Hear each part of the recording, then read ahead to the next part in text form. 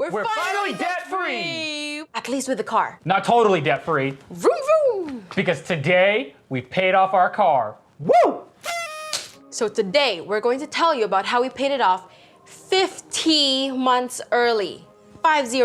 That's a lot of zeros. That's really early. Because the loan was like, what, 72 months? Yeah. So before we tell you how we paid it off 50 months early, I kind of want to get into how we got into this auto loan, because how we got into this car debt is going to kind of set us up for success in the future. So let's get into it. Okay, so we actually had 2 new cars. But before we got the 2 new cars, we had 2 cars that we already had that were paid off. Like completely paid off. Like, completely paid off. We had no car payment whatsoever. Yeah. So we had 2 of those, and then we got 2 of the new ones. So yes, we wanted to live the true American life with a house, 2 cars, 2 cats. We had everything except for 2 new cars. But God bless America. But however, in the beginning of our marriage and just our relationship in general, yeah, we were really struggling. So we had 2 jobs, but they were barely making above minimum wage.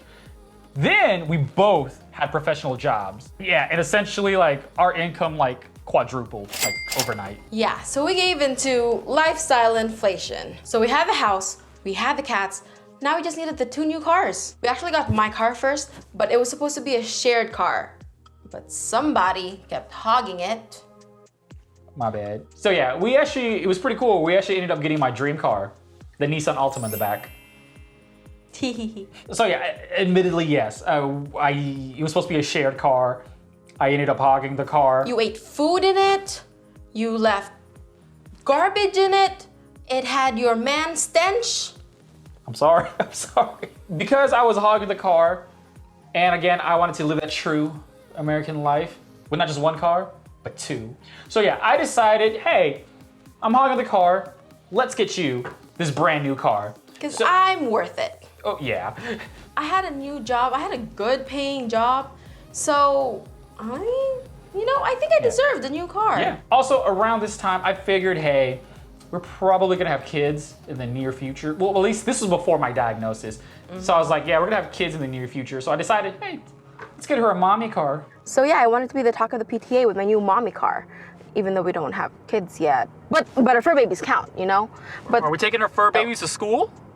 To kitty daycare. Okay. You know, but like the problem was we were paying more than $1,000 a month for these 2 cars. It was ridiculous. So I don't know if I've stated this before, but we were drowning. I mean, we were absolutely drowning because 1, we were paying for a house, we were paying for 2 new cars, and at the time we were fancy. We decided the wet food instead of the dry food for the cat. I don't know what we were thinking. It just kept snowballing into one, to another, into another, into another. And then eventually, we were literally drowning. Plus, we weren't that smart with our money.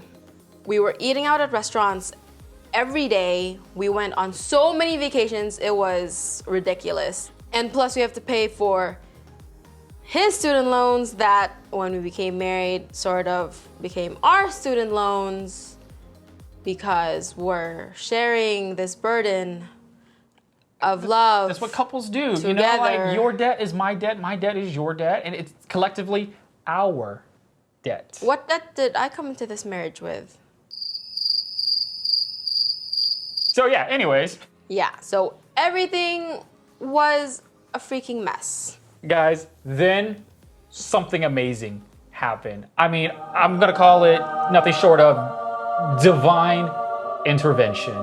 The gods had descended upon me and answered our prayer. So yes, as I said, we were drowning with a house, 2 new cars, 2 new fur babies. So one morning I wake up 8 a.m. right before work. I'm throwing out the trash and I look, and something seemed off about the cars. And it took me a while to process, and I realized something. Somebody had hit our car, like, in the middle of the night. You can only imagine, like, I'd imagine if your car was hit in the middle of the night too, you would be absolutely just enraged. You know, when the storm cleared, I realized something. 1, I mean, this was before the pandemic. I was actually working from home, and we really didn't need 2 new cars. And 2, we were drowning. What had happened was the insurance had paid for the entire car. Yeah. With that divine intervention and, you know, our insurance paying the car off, we no longer had a car payment. Yeah. Like, it was as if like the car was paid off. And so We just had this one car. we just had one car, and Yeah. it freed up $500. Whoever hit my car in the middle of the night, I thank you from the bottom of my heart.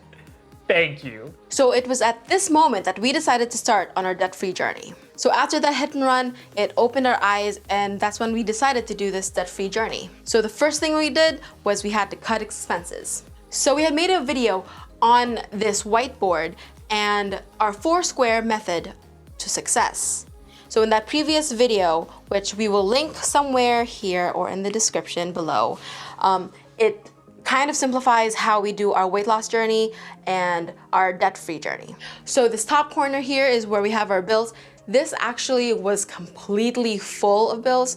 So what we did was we cut pretty much half of it off, and this is what we're left with now. So because we cut all of our expenses and we were able to track our expenditures and everything, we were able to free up a lot more money in order to pay for the car. So the next thing we had to ask was, should we trade in our car or should we keep the car? So personally for me, if anybody's in the same situation like us, I mean, I think it's okay to keep the car if you like it. So however, at the time that we got our car, it was about $28,000. I mean, had we gotten a $60,000 Raptor that, you know, I always dreamt about having, yeah, that car would have been gone if it was $60,000. But because it was $30,000, I kind of figured it was okay to keep. Also, this is just my own little personal principle to have if you want to keep the car or not. So my own personal principle is if it's a third less than your annual income, you like it, and it's reliable, I say go ahead and keep it rather than trading it in. I mean, hey, if you want to get a beater car, go for it.